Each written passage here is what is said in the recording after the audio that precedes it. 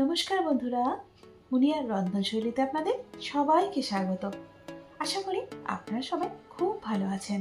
বর্ষাকালে বাজারে যেমন নানান রকমের মাছ পাওয়া যায়, ঠিক তেমনই এই সময় মাছের টাটকা ডিমটাও কিন্তু পাওয়া যায়। এই সময় মাছের ডিমটা কিন্তু একদমই ফ্রেশ থাকে। আর আজকে মাছের সেই ডিম দিয়ে তৈরি করব মাছের ডিমের বড়ার ঝাল। আর অন্যান্য ভিডিওর মতো এই ভিডিওতে আমি কিছু প্রয়োজনীয় টিপস শেয়ার করব। যদি আপনারা সেগুলো ফলো করে তৈরি করেন তাহলে আপনাদের বড়াগুলো কিন্তু অনেক সফট হবে। সুতরাং ভিডিওটা স্কিপ না করে শুরু থেকে শেষ পর্যন্ত দেখুন। চলুন তাহলে এবার রান্নাটা শুরু করি। এখানে আমি মাছের ডিম নিয়েছি 200 গ্রাম। এখন এর মধ্যে দিয়ে দিচ্ছি হাফ কাপ বেসন, সাথে দিয়ে দিচ্ছি একটা সেদ্ধ করে গ্রেট করে নেওয়া আলু। একটা মাঝারি সাইজের আলুকে আমি সেদ্ধ করে গ্রেট করে নিয়েছি, এখন সেটাই দিয়ে দিচ্ছি। এবার দিয়ে দিচ্ছি 1 টেবিল চামচ আদা বাটা ও 1.5 চা চামচ রসুন বাটা, সাথে দিয়ে দিচ্ছি একটা মাঝারি সাইজের কুচনো পেঁয়াজ। এরপর এখন এখানে দিয়ে দিচ্ছি 3টে কুচিয়ে নেওয়া কাঁচা লঙ্কা। যেহেতু বেসন দিয়েছি সেই জন্য এখানে দিয়ে দিচ্ছি কয়েকটা চা চামচ হিং। হলুদ গুঁড়ো দিয়ে দিচ্ছি 1 চা চামচ। এবার নুনটা দিয়ে দিচ্ছি পরিমাণ মতো। এবার সমস্ত কিছু খুব ভালো করে মিশিয়ে নেব। এখানে একটা দরকারি কথা বলি, যখন এভাবে মেশাবেন অবশ্যই খেয়াল রাখবেন এর মধ্যে যেন কোনো দলা পাকানো না থাকে, তাহলে ভাজার পরেও ওই দলা পাকানো অংশটাতে কিন্তু বড়াটা শক্ত হয়ে থাকবে। এর সঙ্গে আরও একটা কথা, এর মধ্যে কিন্তু খুব বেশি পরিমাণে বেসন দেবেন না, তাহলেও কিন্তু বড়াটা শক্ত হবে। অনেকের এটা মনে হতেই পারে যে আমি মাছের ডিমের বড়ার মধ্যে সেদ্ধ আলুটা কেন দিলাম।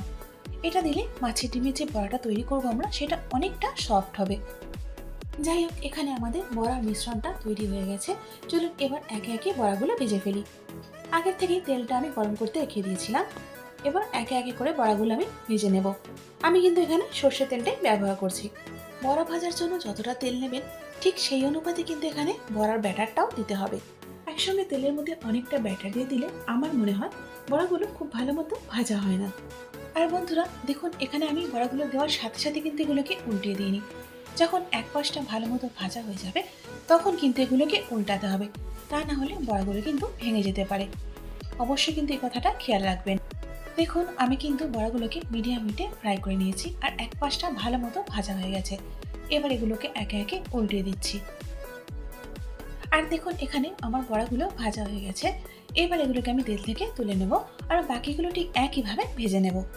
যারা মাছের বিভিন্ন ধরনের রেসিপি দেখতে ভালোবাসেন বা রান্না করতে ভালোবাসেন, আইকারে তাদের জন্য একটা বিশেষ মাছের রেসিপি দিয়ে দিচ্ছি, আপনারা একটু সময় করে দেখে নেবেন।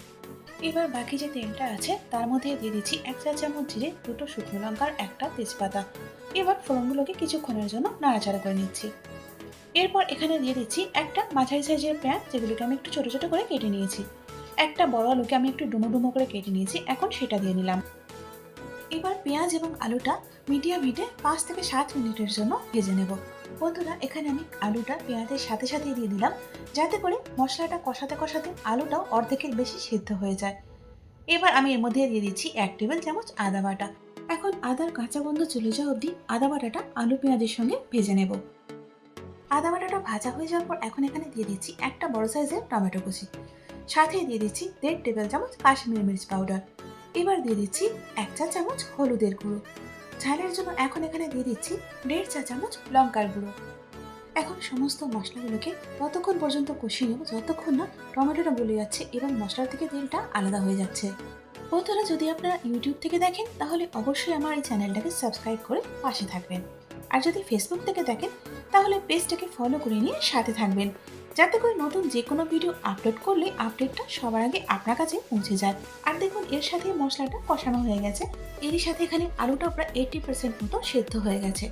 এই জন্যই আমি আলুটা শুরুতেই পেঁয়াজের সঙ্গে দিয়ে নিয়েছিলাম, যাতে করে রান্নার সময়টা বেশ অনেকটা কম হয়ে যায়। এবার এখানে গরম জল দিয়ে দিচ্ছি 3 কাপ। জলটা কিন্তু এখানে একটু বেশি করেই দিতে হবে, কারণ বড়াগুলো কিন্তু সেদ্ধ হবে এবং সেদ্ধ হওয়ার পরেও কিন্তু বড়াগুলো জল টানবে। এখন নুনটা দিয়ে দিচ্ছি পরিমাণ মতো। আবারও সমস্ত কিছু নাড়াচাড়া করে ভালো করে মিশিয়ে নিচ্ছি। এখন গ্রেভিটা ফুটে ওঠার অপেক্ষা করব। আর দেখুন, এখানে গ্রেভিটা ফুটতে শুরু করে দিয়েছে। এবার এর মধ্যে ভেজে রাখা বড়াগুলো একে একে দিয়ে দেব। বড়াগুলো গ্রেভিতে দেওয়ার পর এখন আবারও নাড়াচাড়া করে গ্রেভির সঙ্গে বড়াগুলো একটু মিশিয়ে নিচ্ছি। আর এভাবে করে 8 থেকে 10 মিনিটের জন্য আমি বড়াগুলোকে মিডিয়াম হিটে ফুটিয়ে নেব, যাতে করে বড়াগুলো নরম হয়ে যায়। মিনিট 8 পর দেখুন গ্রেভিটা অনেকটাই কমে গেছে আর বড়াগুলো নরম হয়ে গিয়ে ফুলে গেছে। এবার একটু আবারও নাড়াচাড়া করে নিচ্ছি। এবার এখন এখানে দিয়ে দিচ্ছি 1.5 টেবিল চামচ সর্ষে বাটা। এখন এই সর্ষে বাটাটাকে গ্রেভির সঙ্গে ভালো মতো মিশিয়ে নিচ্ছি। বন্ধুরা, মাছের ডিমের বড়ার ঝাল আমি তো এভাবেই করি, আপনারা একবার এভাবে ট্রাই করে দেখুন। তাছাড়াও আপনারা কে কিভাবে এই মাছের ডিমের বড়ার ঝাল করেন সেটা আমাকে কমেন্টসে জানাতে পারেন। সব শেষে এর মধ্যে দিয়ে দিচ্ছি 1.5 টেবিল চামচ সর্ষের তেল। এবার আর বেশিক্ষণ রান্না করব না, যেহেতু সর্ষে বাটা এবং সর্ষের তেল দিয়ে দিয়েছি। আর মিনিট খানেক কি মিনিট দেড়েকের মতোই রান্না করে নেব, তাও ঝোলটা ফুটিয়ে নেব। তারপরে কিন্তু গ্যাসটা আমি অফ করে দেব। গ্যাসটা অফ করে এখন এখানে দিয়ে দিচ্ছি কিছুটা ধনেপাতা কুচি। এবার এই ধনেপাতাটা মিশিয়ে নিলেই তৈরি হয়ে যাবে আমাদের মাছের ডিমের বড়ার ঝাল। চলুন এবার এটাকে পরিবেশন করি। তাহলে দেখলেন তো বন্ধুরা, কত সহজেই তৈরি হয়ে গেল নরম এবং সুস্বাদু মাছের ডিমের বড়ার ঝাল। আমার চ্যানেলে বিভিন্ন রকমের মাছের রেসিপি আছে, আপনারা চাইলে সময় করে দেখে নিতে পারেন। বন্ধুরা, যদি আজকের ভিডিওটা আপনাদের ভালো লেগে থাকে তাহলে অবশ্যই কিন্তু একটা লাইক করে দিন। তারই সাথে বন্ধু বান্ধব এবং আত্মীয় পরিজনের মধ্যেও শেয়ার করে দিন। আর যদি নতুন বন্ধু হন তাহলে চ্যানেলটাকে সাবস্ক্রাইব করে পাশের বেল আইকনটাও অন করে রাখুন। আজ তাহলে এই পর্যন্তই। আবারও ফিরে আসছি নতুন সহজ সুন্দর রেসিপি নিয়ে পরে অন্য কোনো ভিডিওতে। এতক্ষণ আমার সঙ্গে থাকার জন্য অনেক ধন্যবাদ।